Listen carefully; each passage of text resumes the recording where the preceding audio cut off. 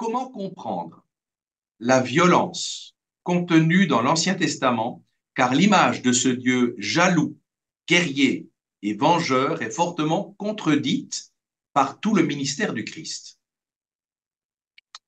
En fait, je dirais qu'il faut comprendre que Dieu, tout au long de la révélation, s'adapte au cœur de l'homme en fonction de ces différentes étapes. Et donc, quand Dieu a commencé à se révéler dans l'Ancien Testament, c'était encore une époque où le cœur de l'homme était dur, c'était une époque barbare. Et donc, pour se révéler, si Dieu se révélait comme étant tout amour comme le Christ, la révélation n'aurait pas pu être bien reçue. Il fallait d'abord une loi dure, stricte, qui soit adaptée au cœur de l'homme de l'époque, pour essayer voilà, de peaufiner cette loi petit à petit à travers les siècles et l'envoi des prophètes jusqu'à l'accomplissement ultime de la révélation en Jésus-Christ. Et donc c'est pour ça que quand on lit certains passages de l'Ancien Testament, ou même certains passages de la loi mosaïque, ça peut nous paraître très dur, mais il faut comprendre que c'était une loi imparfaite qui était faite pour voilà, le cœur de l'homme de l'époque.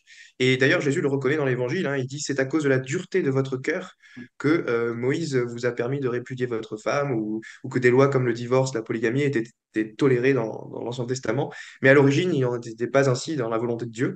Donc voilà, même Jésus, il reconnaît que cette loi, elle était temporaire, elle était imparfaite, et donc c'est ce qu'on appelle en théologie la pédagogie divine, donc Dieu qui s'adapte petit à petit pour éduquer son peuple à travers les siècles et l'affûter, si on peut dire, jusqu'à ce qu'il soit pleinement prêt à recevoir la révélation du Christ. Merci Mathieu.